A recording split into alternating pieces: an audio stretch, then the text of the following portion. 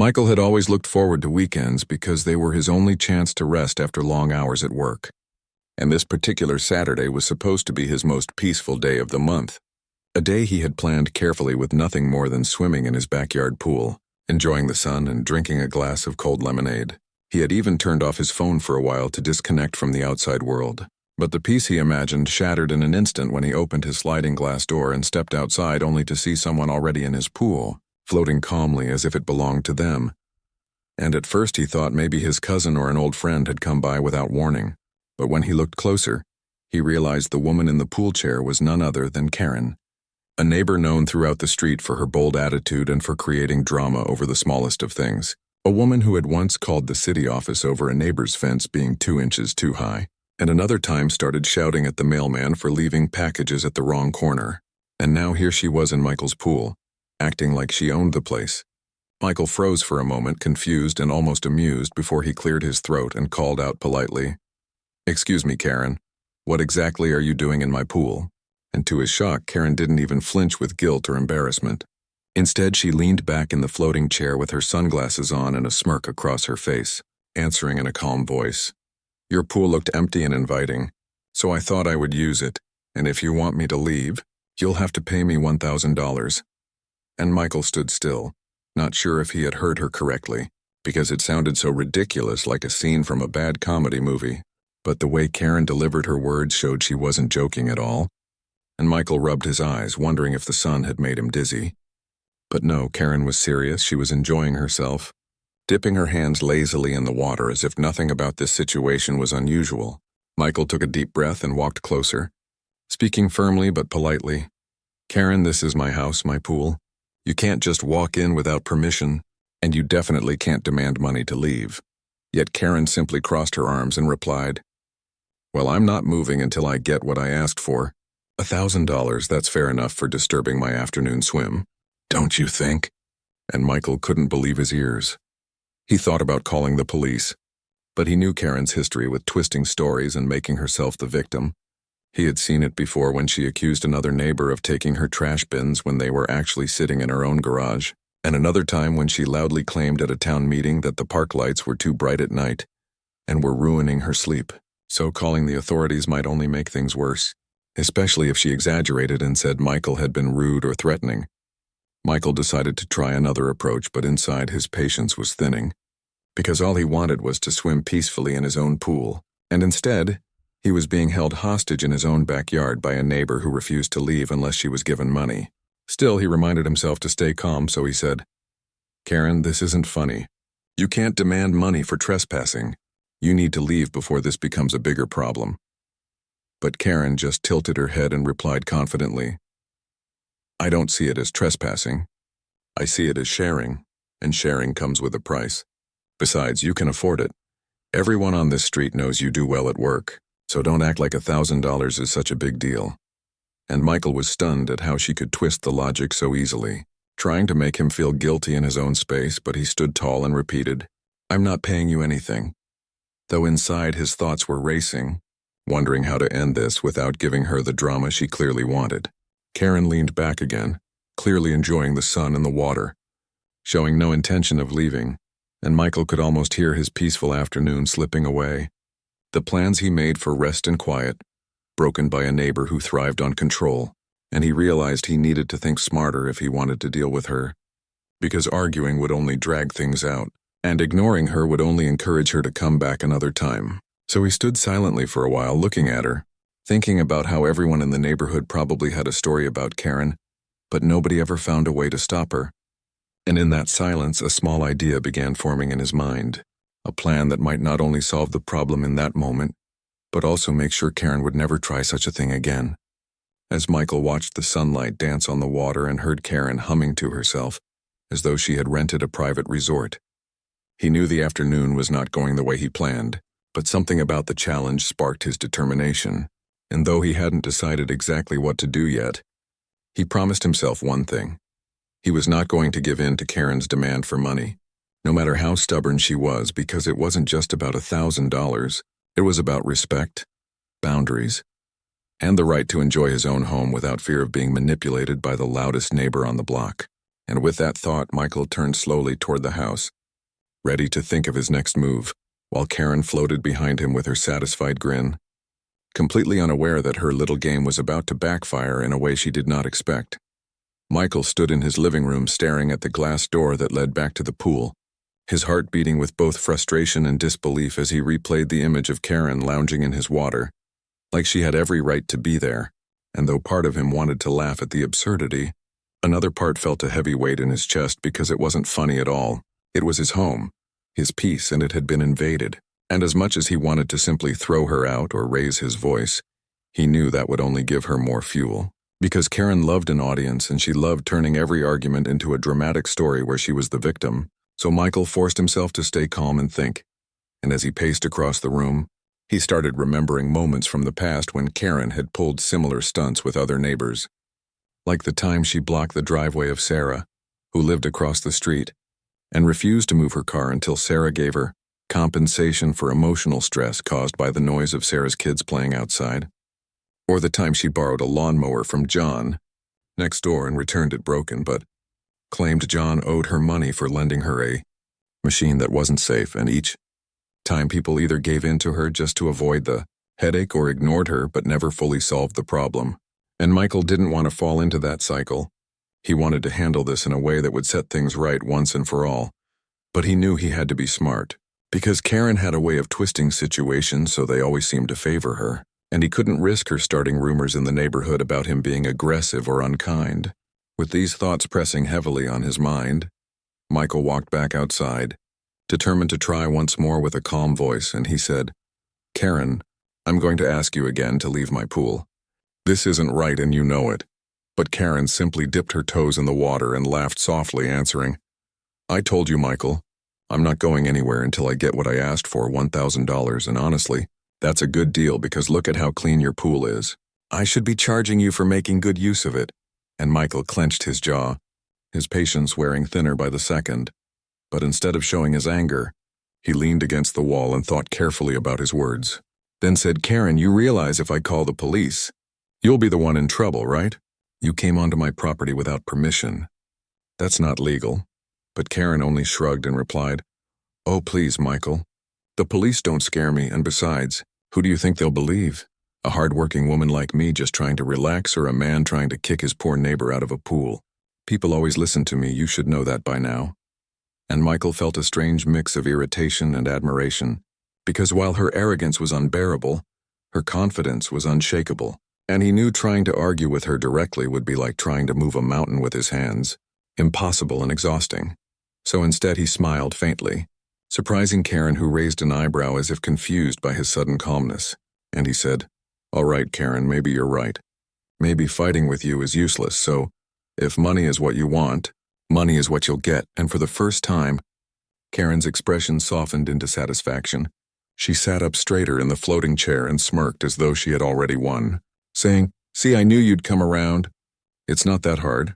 Just write me the check and I'll be out of here in no time." But Michael only nodded and turned back toward the house, hiding the small grin tugging at his lips because inside he already knew what he was going to do. He knew Karen was expecting him to give up, but instead he was planning to teach her a lesson in a way that would not only get her out of his pool, but also show her that she couldn't keep playing these games forever. Inside the house, he pulled out his checkbook and stared at it for a moment, tapping his pen against the table, thinking about how absurd it was to even write something down for her. But he had to play along to keep her convinced, so he carefully wrote the amount of 1,000 in neat numbers and words but left out the signature, a simple move that would make the check completely useless. And as he slid it into an envelope, he could almost hear Karen's delighted laugh in advance, and instead of making him nervous, it gave him courage, because he knew this was the beginning of her undoing. Stepping back outside, he found her waiting with her arms crossed, dripping water onto the concrete, and she said impatiently, "Well, did you do it? Do you finally see sense?" And Michael nodded, handing her the envelope with a neutral face as he replied, "Yes, Karen, here it is, $1,000 just like you wanted. Now leave my pool and don't come back without asking ever again." And Karen snatched the envelope greedily, not even checking the paper inside. And as she climbed out of the pool with a smug smile, she called over her shoulder, "Pleasure doing business with you, Michael. Next time you should just listen the first time." and Michael simply nodded, watching her walk away, knowing she had no idea she had just been outsmarted. And as the sound of her footsteps faded down the street, Michael finally exhaled, the tension in his chest loosening, though he knew this wasn't over yet, because Karen was bound to discover the truth soon enough when she tried to use the check, and part of him braced for the storm that would follow.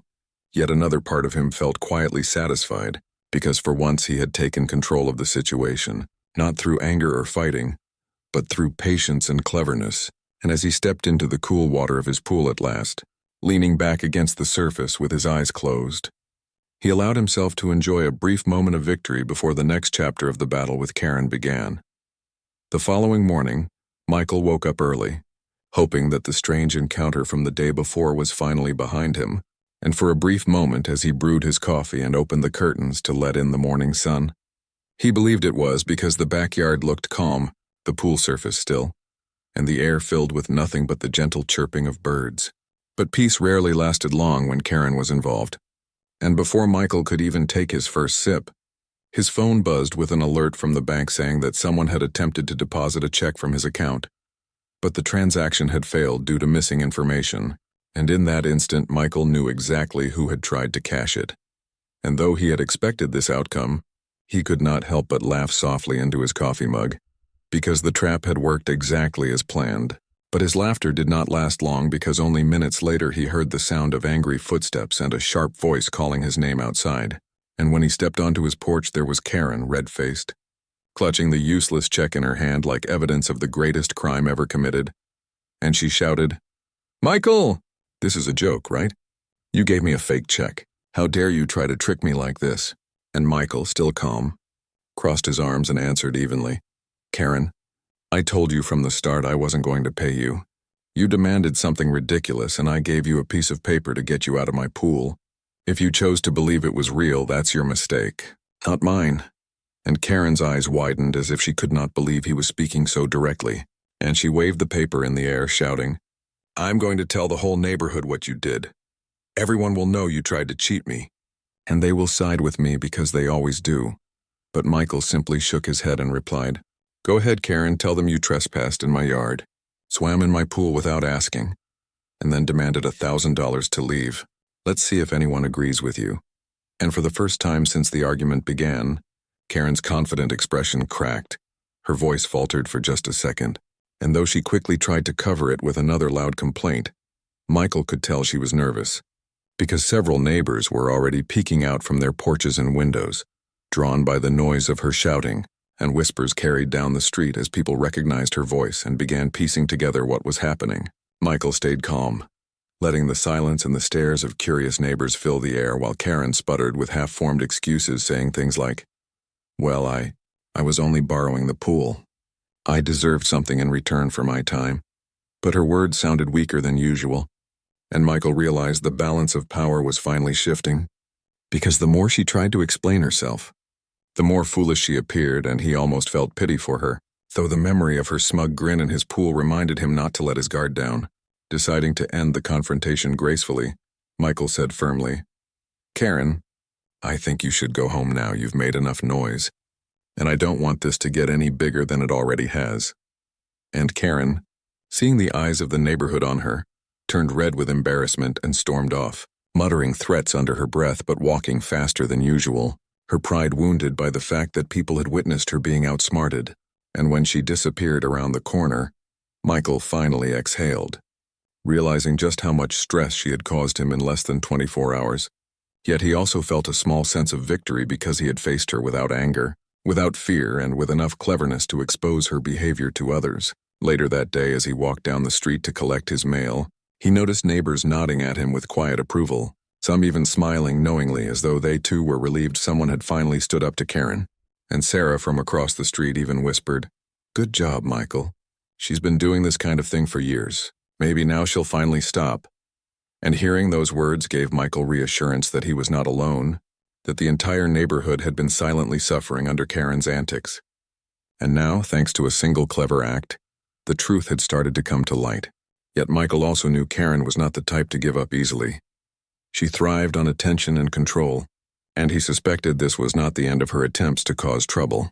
But for now he enjoyed the calm, spending the afternoon by his pool as he had originally planned, the water cool against his skin, the sun warming his face, and the silence more precious than ever.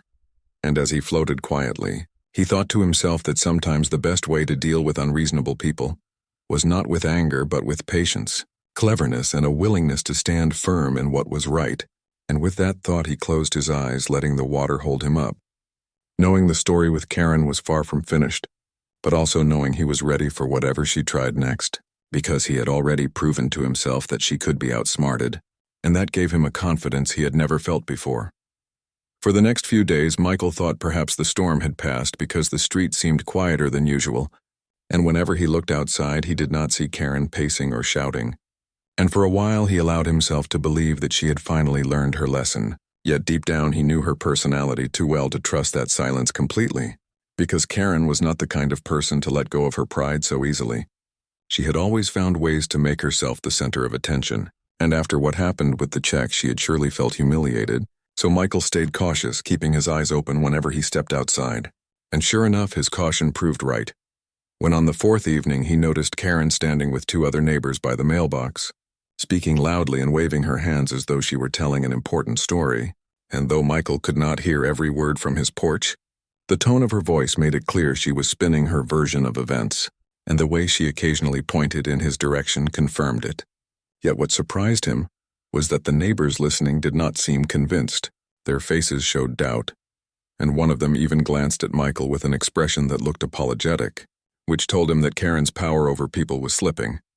Later that evening, as Michael went to water the plants, Sarah from across the street walked over quietly and said in a low voice, "She's been telling people you tricked her. But don't worry, most of us know the truth now. We've all seen enough of her behavior to understand what really happened."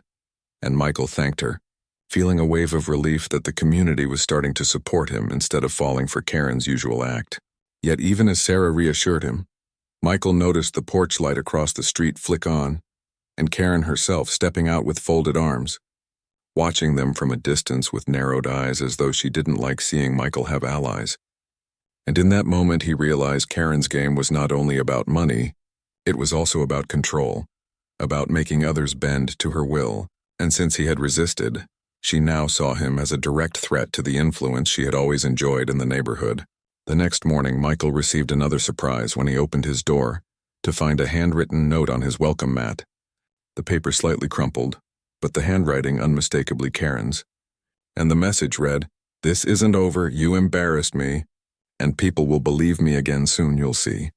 And though the words were not directly harmful, the tone made it clear she was not ready to let go, and Michael sighed as he crumpled the note, realizing she was planning her next move. But instead of letting fear or frustration take control, he chose to think again, reminding himself that cleverness had helped him before and might do so again. As the day went on, Michael kept reflecting on the situation, asking himself what Karen truly wanted now, because the money was never the real issue, it was her pride. And he knew that people like her often tried to regain control by creating new stories, new accusations, or new demands, so he prepared himself mentally. And sure enough, by the weekend, Karen returned. Not in his pool this time, but standing near his fence while talking loudly enough for him to hear, complaining to anyone who passed by that Michael was unfair and unkind, and that he had made her life harder. Yet the difference now was that fewer and fewer neighbors stopped to listen. Most just nodded politely and kept walking. And Michael noticed her frustration growing as her usual audience no longer gave her the sympathy she craved. And eventually she turned her attention back to him directly, calling out, "Michael, you think you've won, but you haven't. You'll regret making me look foolish." And Michael, instead of shouting back, simply said calmly, "Karen, I don't want to fight with you. I just want peace. But I won't let you take advantage of me or anyone else anymore." And though his tone was soft, the firmness in his words carried, and Karen looked taken aback for a moment before huffing and storming off. That night Michael sat by the pool reflecting on everything, the water shimmering under the moonlight, and he realized that standing up to someone like Karen was not just about protecting his pool or his property. It was also about setting an example for the whole neighborhood, showing that people did not have to accept unreasonable demands just because they feared drama, and he felt proud of himself for handling things without anger, without crossing lines, but with enough resolve to shift the balance. Yet he also knew part 4 of this story with Karen was not yet its conclusion. because she still held on to her pride and would likely try again. And as he leaned back in his chair, he whispered to himself with determination that whatever came next, he was ready to face it with patience, cleverness, and calm strength, because no amount of shouting or demanding could shake the truth that he had done nothing wrong and would not be manipulated again.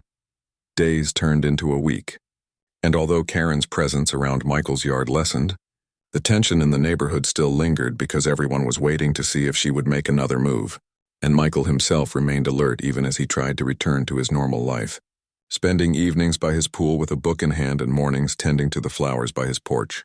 And though outwardly everything appeared calm, inside he could not shake the thought that Karen was planning something in silence, for she was never the type to simply let go of her pride. Yet as the week drew on, Michael noticed a shift in how the neighbors treated him. More people waved when he passed by. Some even stopped to chat briefly and tell him they admired how calmly he had handled the whole situation.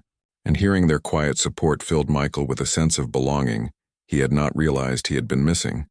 Because before all this, he often kept to himself, too busy with work to make connections. But now the neighborhood felt warmer, more united, and he knew in an odd way that Karen's stubbornness had created an opportunity for people to bond over standing up against unfairness.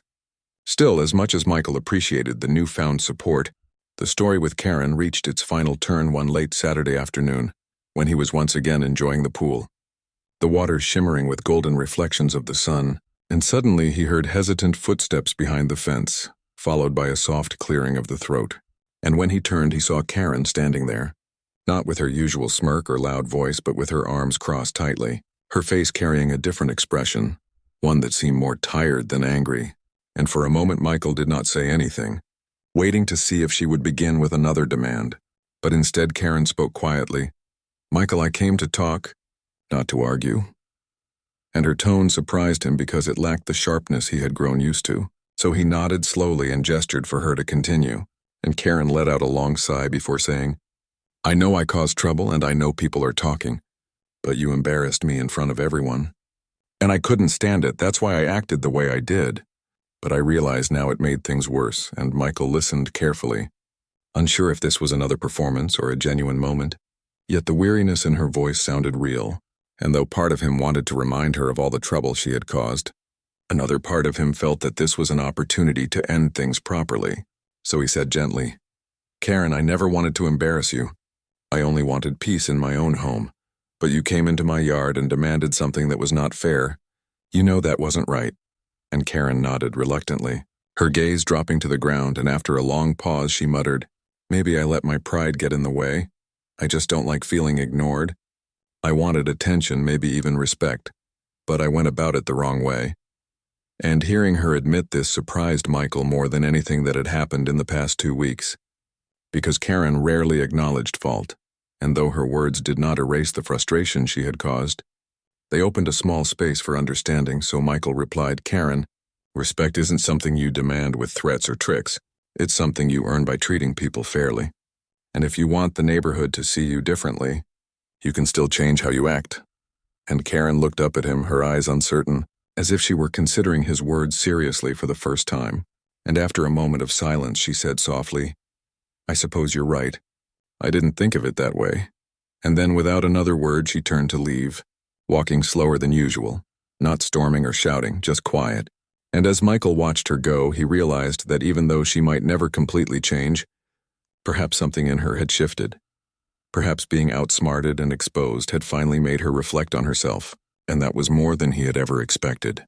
Over the next few weeks, Karen kept a low profile, and though she still spoke loudly now and then, the outrageous demands stopped, the dramatic scenes lessened, and gradually the neighborhood began to relax. Neighbors chatted more freely without fear of being interrupted by Karen's accusations. Children played outside without her complaints, and Michael himself found the peace he had wanted from the beginning, able to enjoy his pool without glancing over his shoulder. One evening, as he floated in the cool water, the sky painted pink by the setting sun, Michael thought about everything that had happened and realized that while it had been stressful, it had also taught him valuable lessons. He had learned that staying calm could be stronger than shouting, that cleverness could protect more than anger ever could, and that even the most stubborn people sometimes needed to be shown the truth in order to change. And he smiled to himself as he let the water carry him, knowing he had done the right thing, And though Karen would always be remembered as the neighbor who once demanded $1,000 to leave his pool, she was no longer the force of fear she had once been, because the neighborhood had seen through her. And more importantly, Michael had proven to himself that he could stand firm without losing his peace. And as the stars began to appear above, he whispered to himself that sometimes victory was not in defeating others but in choosing patience, wisdom, and quiet strength. And with that thought he closed his eyes, letting the night settle around him, finally at peace.